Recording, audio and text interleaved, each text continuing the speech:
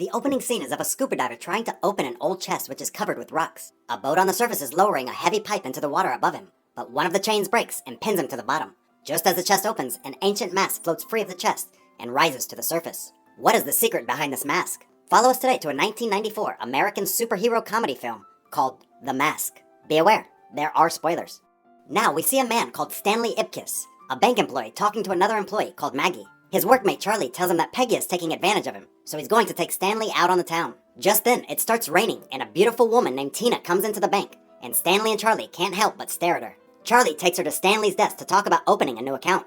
While Tina is flirting with Stanley, the hidden camera in her handbag is taking a video of the main vault. In an office elsewhere, we see the video being viewed by two men named Dorian and Freeze. It seems they are planning to rob the bank. Freeze tells Dorian that their boss, called Nico, will have to approve it, but Dorian tells him things are going to change, and he is going to take over the operation. Now, Stanley enters a car workshop being run by two shonky mechanics. His car isn't ready, so they lend him a car, known as the Loner. That night, Stanley arrives at the Coco Club in the Loner, an old, beat-up wreck. He meets Charlie with two girls outside the club. Charlie pays Bobby the bouncer to get in, but Bobby doesn't let Stanley in. They throw him into the gutter. Just then, Tina arrives and Stanley is embarrassed, so he leaves in the Loner, leaving a trail of smoke. Now, we see Stanley driving onto a bridge where the Loner breaks down. He walks to the side of the bridge and sees a body floating in the water, so he runs down to help. He discovers that there's no body. It's only a pile of floating rubbish. But in that rubbish, he finds a strange, wooden-looking mask. Stanley arrives home dripping wet, and the landlady named Mrs. Peenman comes out and abuses him for wetting her rug. As he enters his apartment, his dog Milo jumps up to greet him. He watches an interview with a Dr. Newman on TV about people wearing masks metaphorically to hide their true personality. Milo seems disturbed by the mask, and Stanley picks it up to take a closer look. He puts it close to his face, and suddenly it attaches itself to Stanley's face. As Stanley spins around the room like a tornado, Milo runs for cover. When Stanley stops spinning, he has been transformed into some strange character with a green face, the Mask. He goes into the hallway near Miss Peenman's door, and all hell breaks loose. An animated clock jumps out of his pocket, and he proceeds to try and hit it with a huge mallet. Mrs. Peenman comes out, takes one look at him, and screams. Then she tries to shoot him. He bounces all the way down the hall and jumps through the window, falling to the road below. He's now completely flat. He peels himself off the road and a car honks its horn at him. He blasts his tiny horn back at the car, which explodes the windscreen. Then he walks off. A street gang tries to rob him, but he runs down an alley with them chasing him. When they find him, he's performing balloon tricks, which fascinate them, until he turns one of them into a machine gun and starts shooting at them. He decides to visit the car workshop to take care of the two mechanics, but we don't see what he's done to them yet. The next morning sees Stanley waking up in his bed. He remembers last night's events, then rushes to the mirror, but decides it must have been a dream. Just then, there's a knock at the door. It's a detective named Lieutenant Mitch Kellaway, inquiring about the disturbance last night. Stanley says he didn't hear a thing, but from the detective's description of what happened, Stanley now realizes that it was no dream. He looks at the clock and sees that he's going to be late for work. Before he leaves, he throws the mask out the window, but he doesn't see it fly back in as he leaves. At the car workshop, the two mechanics are being wheeled out to an ambulance with car exhaust pipes protruding from their rear ends. A woman reporter named Peggy sneaks in to have a look around. Stanley arrives at work and Charlie asks him where he went last night. The bank manager asks Stanley why he's late. Peggy the reporter comes in to ask Stanley a few questions about the car workshop incident.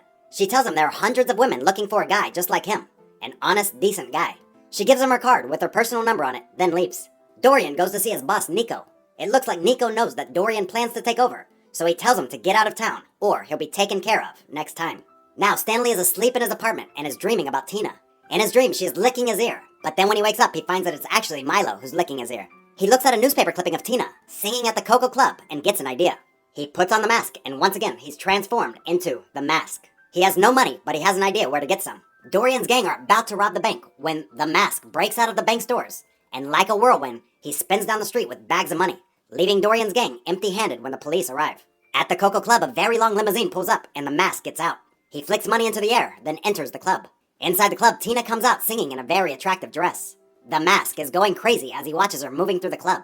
The Mask spins his way up to the band and gets them pumping, then dances with Tina, spinning her around, up and down.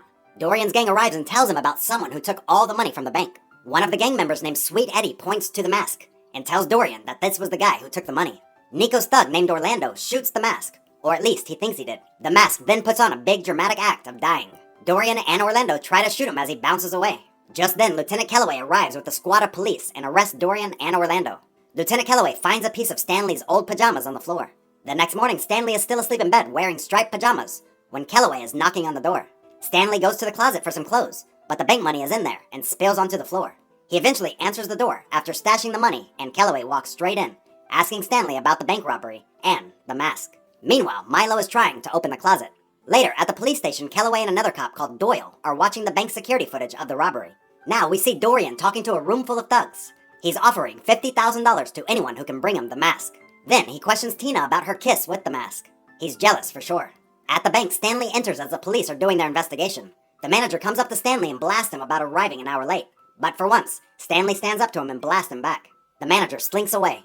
While Charlie is talking to Stanley, Tina walks in and Stanley takes her upstairs. She asks him about the mask. It seems she's infatuated with him. Stanley says he knows him and maybe he could arrange a meeting for her. She kisses his cheek and leaves. Stanley takes the mask to see a Dr. Newman, who tells him that it looks like the mythical mask of Loki, the Norse god of mischief. When Stanley tries to give him a demonstration of the mask, nothing happens. Dr. Newman thinks Stanley is a wacko. He tells Stanley that he and the mask are one and the same, just so Stanley will leave his office. Stanley leaves and catches a taxi, while Kellaway and Doyle have Stanley under surveillance. They watch him from behind some bushes while Stanley is in the park. Tina arrives and they sit on the park bench, but Stanley feels awkward, so he tells Tina that he'll go before the mask arrives. He runs behind some bushes and emerges from the other side as the mask. He tries to kiss her, but she knees him in the crotch. It seems she's not so fond of him now. Just then, Kellaway, Doyle, and some cops come out and arrest the mask. In the newspaper office, Peggy's boss named Murray tells her the police caught Stanley. She says she really needs the story, so he lets her go. Back in the park, 2 police officers are searching the mask and finding all sorts of weird things. Even a photo of Kellaway's wife. The mask does a quick one and switches the handcuffs to Kellaway and Doyle before he spins away to the park gates. He barricades the gates, only to find there's probably every cop in town pointing their guns at him. Suddenly, he's dressed in a flamenco costume and doing an exotic dance. Before you know it, all the cops start singing and dancing along with the beat. Kellaway and Doyle climb out of the park and break up the fun. The mask runs down an alley with the cops in pursuit. Stanley manages to remove the mask just as Peggy pulls up in the car and calls to him. He gets into her car and the cops shoot at the car as she speeds away. Now we see Stanley and Peggy sitting in the newspaper's warehouse talking. She tells him how much he means to her, but in fact it's a lie, because she has sold him out for the $50,000 to Dorian, who arrives with his thugs. They take him up to the printing machinery and hang him up till he tells Dorian how to use the mask. Dorian puts on the mask and transforms into a super criminal. Dorian's thugs take Stanley to his apartment to retrieve the bank money. Orlando and another thug collect all the money from the closet while Milo watches. Milo sees Stanley downstairs in the car and sneaks out the door. As they speed off, Milo follows the car. They drive past the police station and throw Stanley out onto Kellaway. Kellaway takes him inside and locks him up. Milo is out in the alley near Stanley's cell. Tina comes to the station to visit Stanley. She tells him that he's the one she really likes, not the mask. When she leaves, Dorian's thugs chase her and Stanley sees it. Dorian finds Tina in the alley and takes her in his car. Stanley gets Milo to jump up to the cell window. He sends Milo to retrieve the keys to the cell door and escapes, taking the officer's gun. Kellaway comes in, and Stanley handcuffs himself to him, and they leave the police station to find Tina. Now we see the Coco Bongo Club, which is owned by Dorian's boss, Nico. Mayor Tilton is there, along with other prominent city members, to raise money for the War Orphans Fund. Charlie is also there enjoying himself. Dorian, wearing the mask, breaks down the doors with his gang, and a gun battle ensues with Nico and his men. Nico shoots Dorian, but the mask protects him, and he shoots the bullets from his mouth back at Nico, killing him. Outside, Stanley pulls up and leaves Kellaway handcuffed in the car with Milo. Then he enters the club with a gun. He knocks out a thug and takes his gun, then finds Charlie and gives him the gun.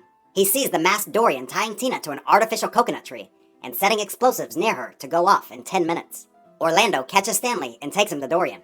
In the car, Milo manages to unlock the door and heads for the club. While Orlando is holding Stanley, Tina has an idea. She asks Dorian for one last kiss, but not with the mask. She wants to kiss the old Dorian she was in love with. So, he removes the mask, and as he's kissing her, she gets one leg free and kicks the mask through the air. It flies across the room and everyone is trying to grab it, but it's Milo who jumps up and gets the mask. Stanley tells Milo to run, then he tries to untie Tina, but Dorian starts fighting with Stanley. As Sweet Eddie grabs Milo's legs, Milo puts on the mask and becomes a ferocious little dog. Stanley knocks out Dorian, then calls Milo. He then removes the mask from Milo. Orlando shoots the mask and it flies behind a bar, followed closely by Stanley.